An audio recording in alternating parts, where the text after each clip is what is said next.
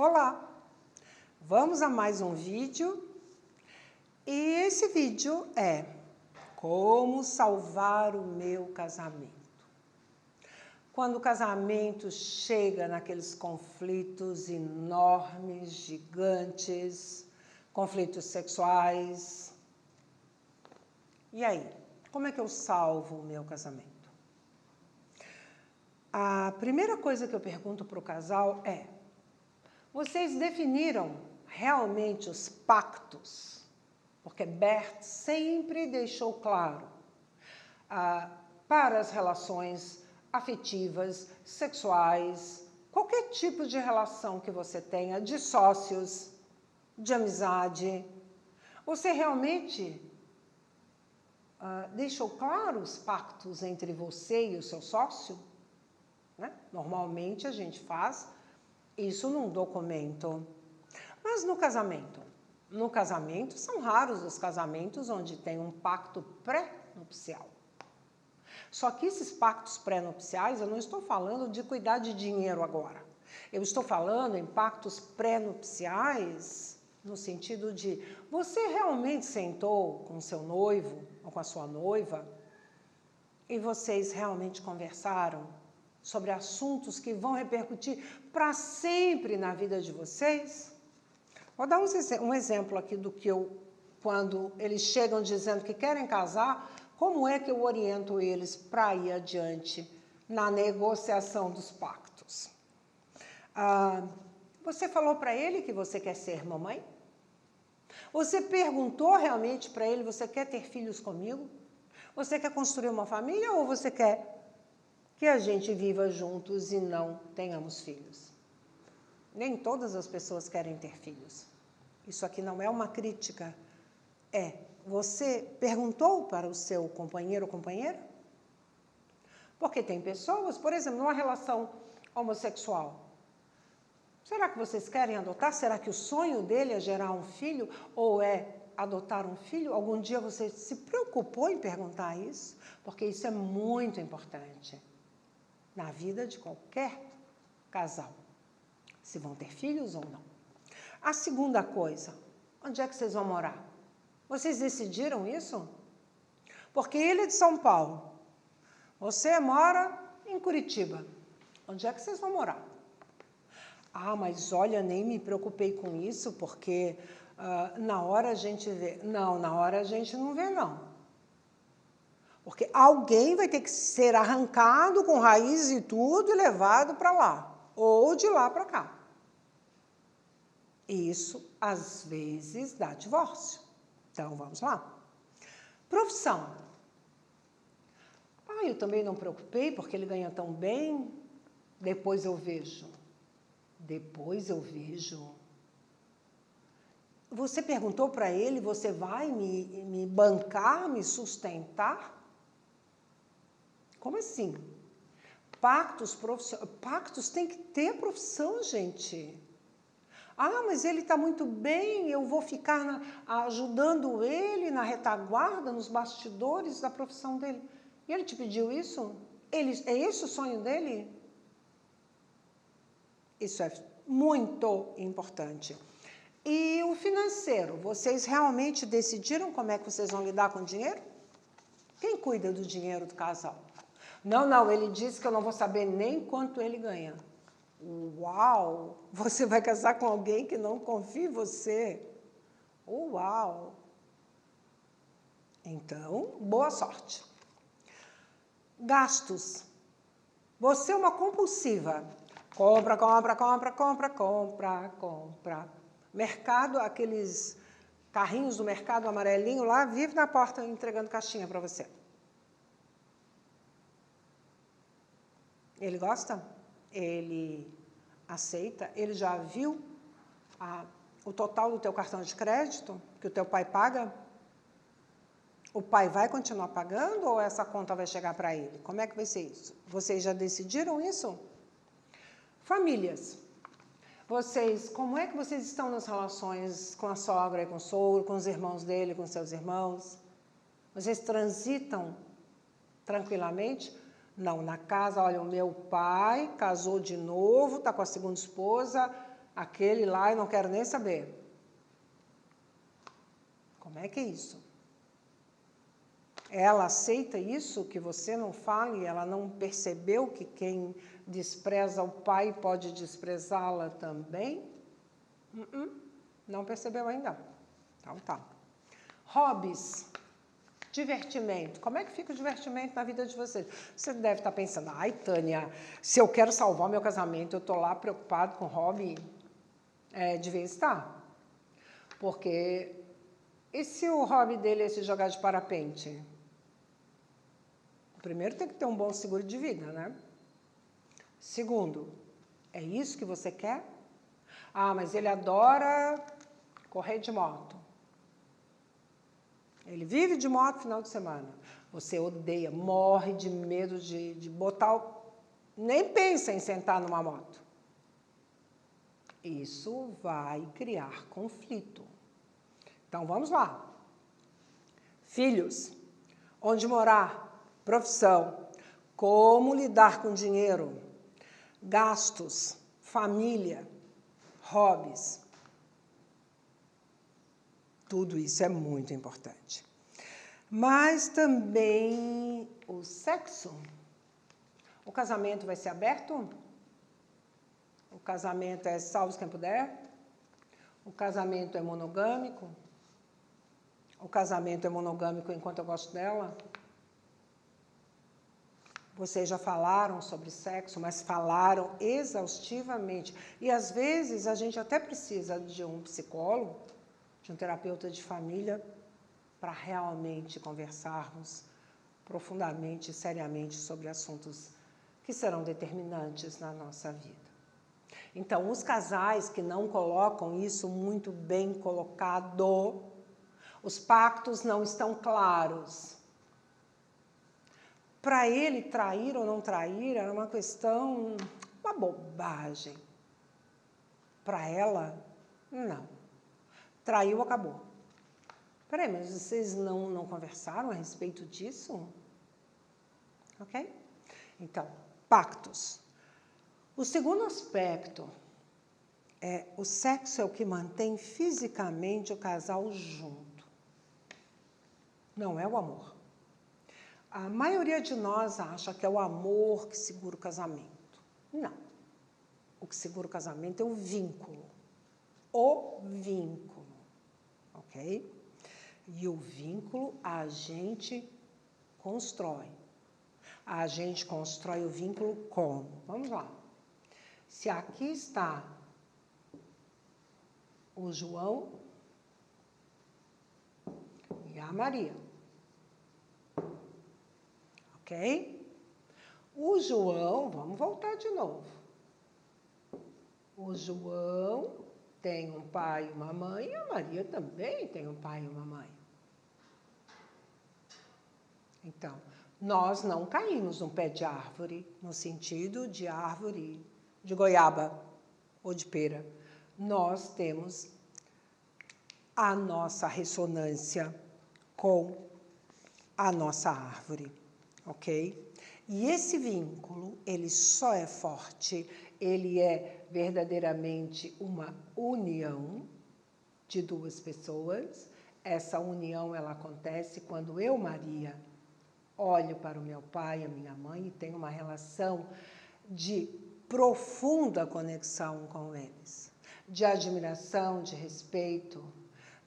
Não é de amor somente, porque é óbvio que os filhos amam seus pais e seus pais amam seus filhos. Todo mundo ama. Amar não basta. A gente tem que ir além para construir relações sem traumas, sem grandes dores, sem culpas. E é disso que eu estou falando. Essa relação da Maria aqui com o pai dela e com a mãe dela, e do João com o pai e com a mãe dele, são relações realmente leves. O João admira o pai dele? Porque se ele não confia no pai dele, é bom que você também não confie nele. Ele não vai conseguir ser leal a você se ele não mantém uma lealdade aqui com o homem que deu a vida a ele. Se ele não consegue respeitar essa mulher aqui, que é a mamãe dele, o que você pode esperar dele?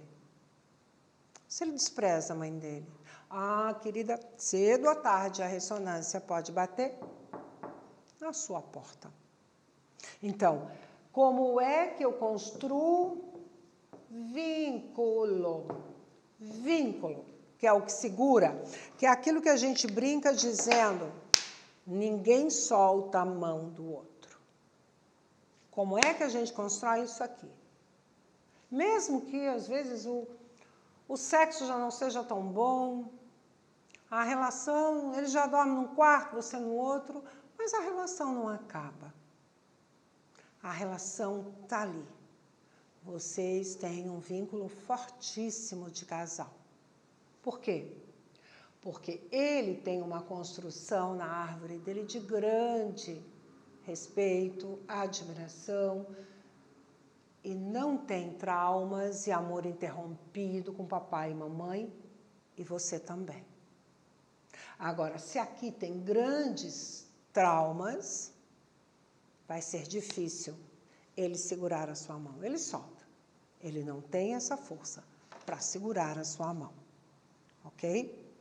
Outra coisa que também é muito difícil para salvar um casamento, quando esse filho aqui é o filhinho da mamãe. Vamos supor que o João seja filhinho da mamãe. O João é o protegido, o João é um querido da mamãe, a mamãe protegeu ele, o João não precisava nem fazer a cama dele. O João, meu Deus, a mamãe tudo, era, a vida dela era João. Ela sonhava que ele ia ser um grande homem, ela sonhava que ele ia ser muito rico, que ele ia levá-la para uma casa maravilhosa, que ele ia comprar 1000 coisas para ela. Ela jogava todas as expectativas do fracasso do marido, que ele não tinha a admiração dessa mãe, ela colocou, canalizou tudo em cima do João. Aí o João faz o quê? É o filhinho da mamãe. Os homens que são filhinhos da mamãe são homens promíscuos, são homens que traem, sistematicamente traem. Não são confiáveis. Serão sempre meninos, adolescentes, a síndrome de Peter Pan. Os meninos que não crescem, não conseguem assumir as famílias. Aí é difícil. Se você tem uma dinâmica dessa, você casou com um filhinho da mamãe, você tem muita dificuldade, realmente, para que ele assuma o lugar de pai, de marido, na relação de casamento. Mas você também pode ter, Maria, você pode estar aqui, né, no meio do casamento do papai e da mamãe.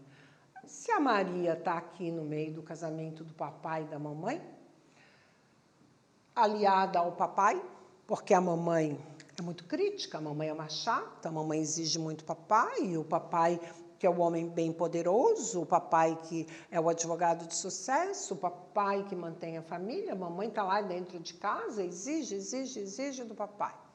E o papai não aguenta tudo isso.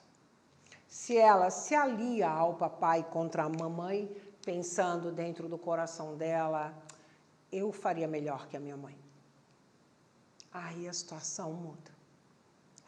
Da mesma forma como o João, sendo o menino da mamãe, não é confiável, ele não consegue assumir uma relação de adulto, ela aqui, ela não vai nunca conseguir. Rarissimamente consegue, né? Nunca. Ela rarissimamente vai conseguir assumir uma casa, um marido, filhos, uma relação adulta, e realmente confiar e se entregar para um relacionamento com o marido. Por quê? Porque ela já está casada com um pai. Ninguém vai chegar naquele patamar maravilhoso daquele pai. Os homens estarão sempre aquém, abaixo do papai. E ela vai estar sempre cobrando. Fulano, fulano, Meu pai é o cara. Fulano, como é que tu não chega aqui na cotação 85,7%? Aqui é o mínimo. Meu pai está 98%. Ok? Então, essas são as dinâmicas que são muito difíceis para a gente salvar um casamento. São dinâmicas que afundam um casamento. O menino, né, o filhinho da mamãe, a menina do papai ou a menina que está ali no meio. Os pactos que não foram respeitados afundam qualquer casamento. O sexo, quando não é claro. Ah, ele gosta de swing. Ele gosta de transar com várias pessoas. Ele te perguntou isso quando você noivou com ele? Agora é uma exigência dele. E o que você faz? Era isso que você queria como marido, como relacionamento? Que você fizesse sexo com outras pessoas? Semanalmente, mensalmente? Ok? Então, isso afunda um casamento. Isso destrói relações. E ainda, novamente, batendo na mesma tecla. Você aceita o sogro e a sogra? Quem bate de frente com a sogra será traída. Tem grandes chances de ser traída, porque ele vai ter que se vingar. Um dia, cedo ou tarde, ele vai ter que se vingar. Inconscientemente pela mamãe. Tá? Você não aceita a família dele, que a família dele é brega, que a família dele são pessoas mal educadas, ou são pessoas que se acham muito refinadas, muito cultas, e você se sente abaixo de todos eles. Seja você se sentir abaixo ou você se sentir acima da família dele, você não está aceitando. Uma você se sente desprezada e na outra você se sente a última cocada do pacote. Isso não vai levar a tua relação a uma relação de construção positiva para realmente colocar crianças e levar a vida adiante de uma forma muito leve, muito amorosa.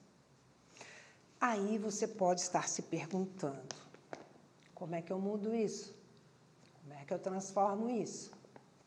Então, vamos por parte. Primeiro, número 1. Se o teu problema são os pactos, redefinir imediatamente. Vai para a cozinha, fecha a porta, bota o marido ali, olha para ele, pega umas folhas, pega 2 canetas. O que você quer para a sua vida, economicamente? O que você espera de mim? O que eu espero de você? Você quer ter filhos? Como é que nós vamos educar nossos filhos? Isso é outra guerra dentro das famílias. Ela quer o filho educado num colégio militar. Como ela é filha de sargento, ela é filha de coronel. E ela quer rigidez para aquele menino, que já está virando um molenga, um bobão. Ele, liberdade total, meu filho pode vir até fazer sexo em casa com as namoradas, fumar maconha, tudo bem, paz e amor. E ela, rígida. Isso é guerra? Isso vai para a guerra. Ok? Então, redefinir os pactos imediatamente, porque exige coragem, muita conversa interior para depois o casal realmente encontrar o rumo. Então, antes de eu bater o papo com o João e dizer para o João, João, eu quero dessa forma, sexo assim, eu espero que você com dinheiro lide dessa forma, eu quero morar aqui nessa cidade, não quero mudar para a sua cidade, ok? Coloque os seus pré-requisitos, você e o João.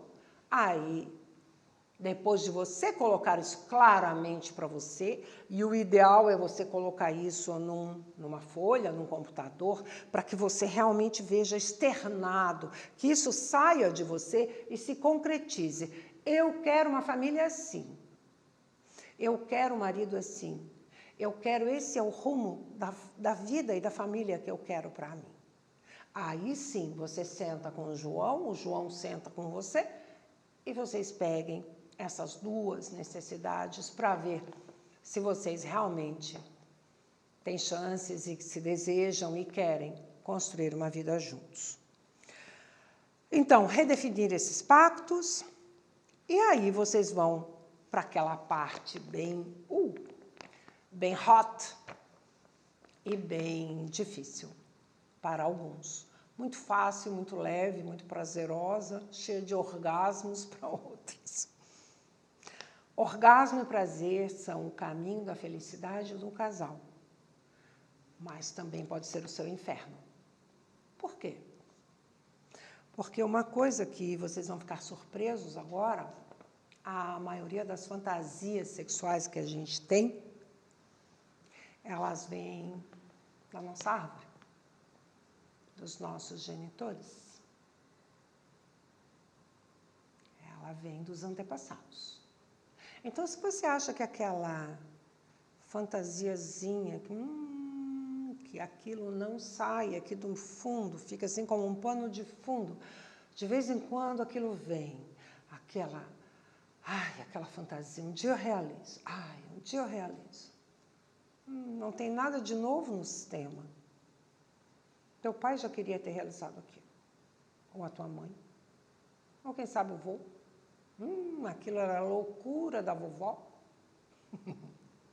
Você está pensando, meu Deus, como assim? Vida sexual do meu avô e da minha avó. Queridos, eles não nasceram velhos com 80 anos de bengala.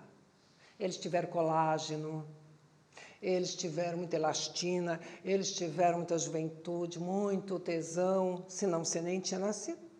Seu pai e sua mãe não teriam sido feitos. As pessoas envelhecem, mas elas já foram crianças, já foram jovens, apostaram na vida, sentiram muito prazer, tiveram fantasias. Somos humanos. Então, olhe para eles como seres que tiveram seus destinos em todo o ciclo da vida. Se não morreram jovens, eles foram até ficar velhinhos. Mas um dia a vovó era muito fofa, muito bonitona, e o vovô pegou a vovó. Por isso que seu pai nasceu. Ok? E essas relações sexuais de fantasia, que vem lá da árvore, ela tem um objetivo: destruir tudo. Porque com essa força que chega, vamos supor que chegue na Maria uma força que vem de lá, de sexo, onde ela está carregando uma fantasia do pai dela. Essa fantasia, ele não aceita. Como é que fica essa relação depois disso? Se ela não dá conta de superar a fantasia, ela quer realizar a fantasia. Se você não toma consciência disso, de que estamos todos conectados, não só carregando peso, reparando as dores, levando a vida adiante, tendo as profissões que tiveram no passado, tendo as doenças que tiveram no passado, a gente repara. Gente, se o sexo é o que faz você dar uma outra vida, imagina que o sexo não teria uma reparação grande, importante e fundamental no sistema. É claro que tem. E aí, se isso aqui vem com essa força gigantesca, você não dá conta, você vai para a loucurinha,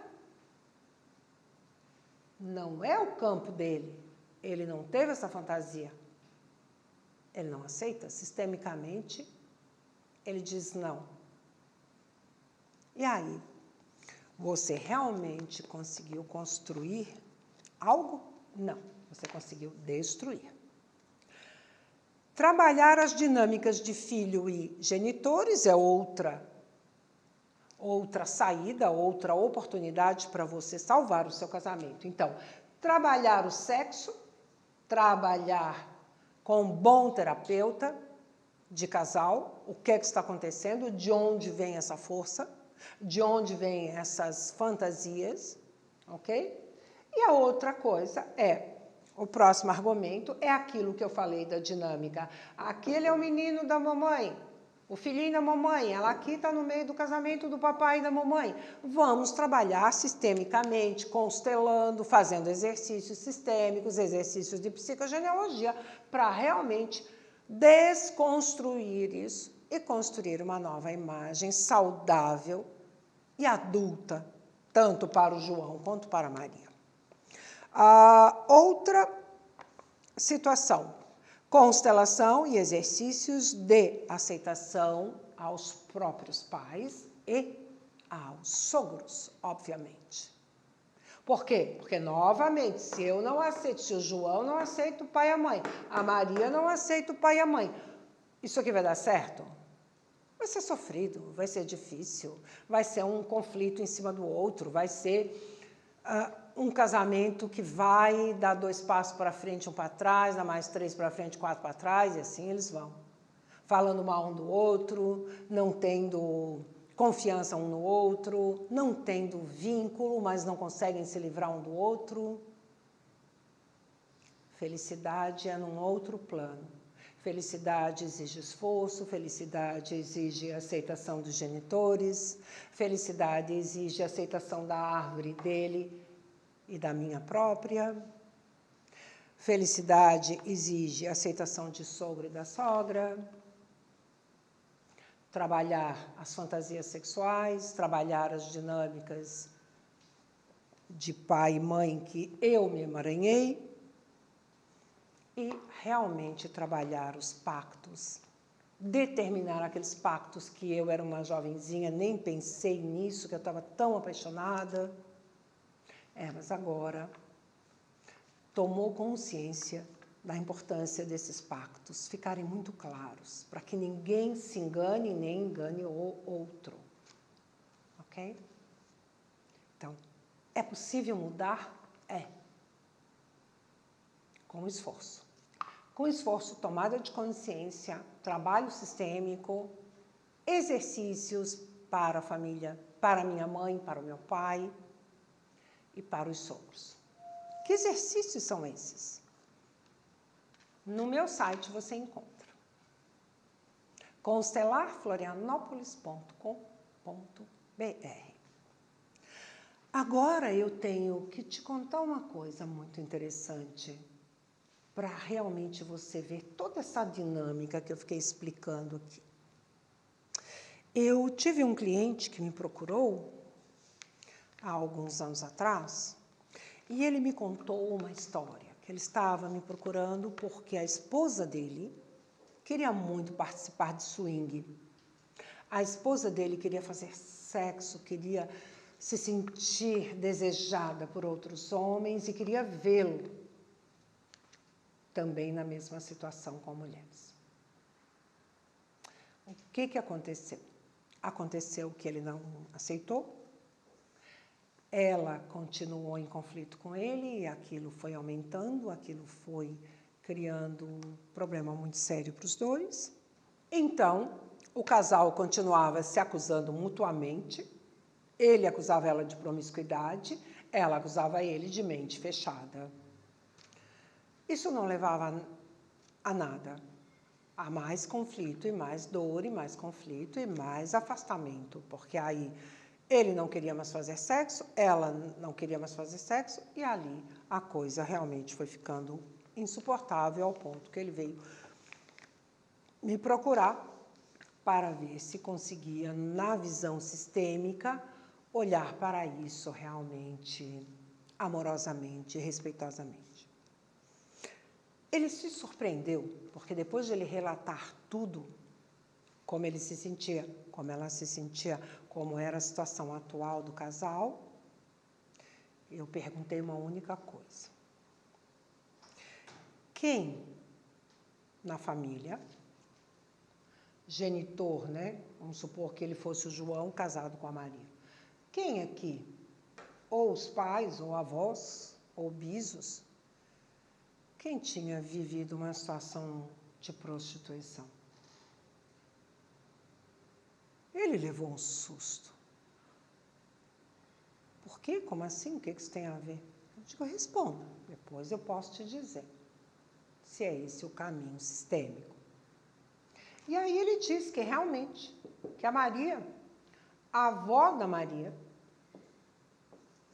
aqui, a mãe da mãe, ela tinha tido um bordel. Ela era dona de um bordel. Prostituta, se prostituiu na periferia, por pobreza, enfim, até que ela construiu uma casinha, né, uma casa de madeira com um monte de mulheres que iam lá, e aquilo era chamado casa, né, bordel, ou casa de prostituição, há muitos anos atrás. A família a desprezou e a cancelou do grupo familiar, porque ela não era merecedora de pertencer à família. Isso virou um segredo, ninguém mais falava que tinha, a mãe dela não falava, a mãe da Maria não falava que tinha uma mãe prostituta. Aqui os netos, né, nem sabiam dessa história, os irmãos ninguém comentava. Ela comentou um dia, num momento de desespero, que ela soube, uma vizinha contou, porque do grupo familiar ninguém tinha contado para Maria que a avó dela tinha sido prostituta. Então eu falei para ele que a única coisa que a Maria estava fazendo era trazer através da fantasia sexual, que as fantasias têm esse serviço, estão a serviço disso, ela traz a vovó de volta para casa, fazendo o que a vovó fazia e que era proibido, ok? Então, quando ele ouviu essa minha explicação sistêmica, ele ficou encantado com isso. Você acha que é por aí? Eu digo, pode ser.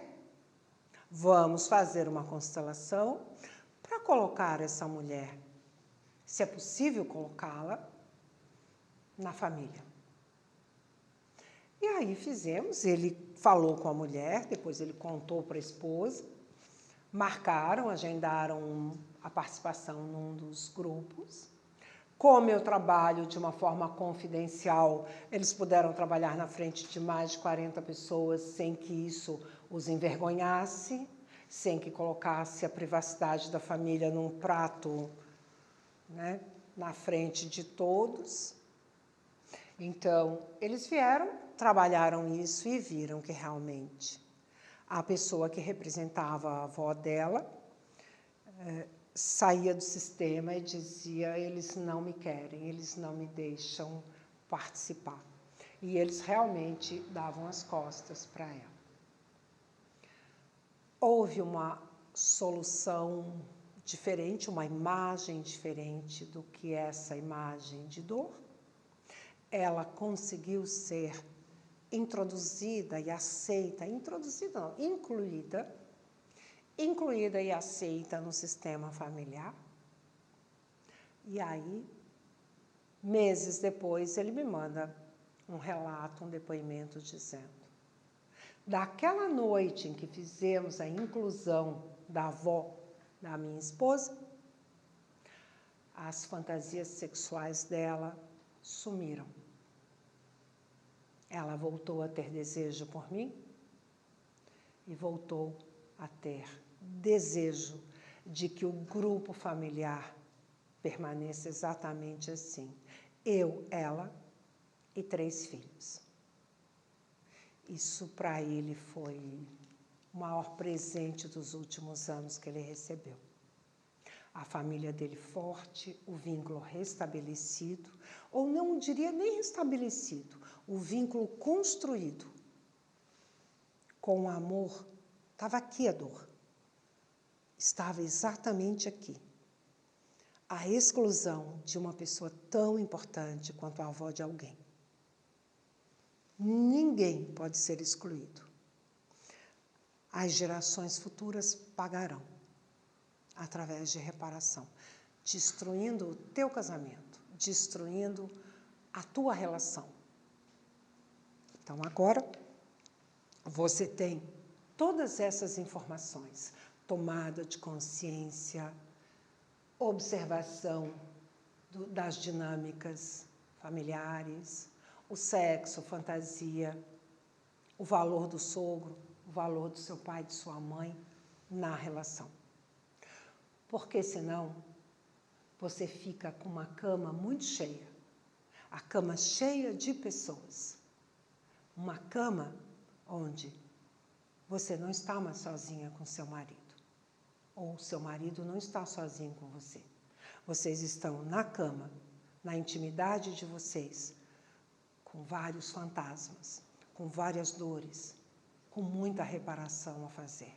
Aí não tem espaço para o prazer, não tem espaço para a alegria, porque sexo é maravilhoso, é o que nos deu a vida, mas feito com respeito para com a integridade do outro, o corpo do outro, o desejo do outro, o meu desejo, a minha integridade física. Mas, principalmente, que naquela cama estejam somente as pessoas que desejam construir uma relação. É isso.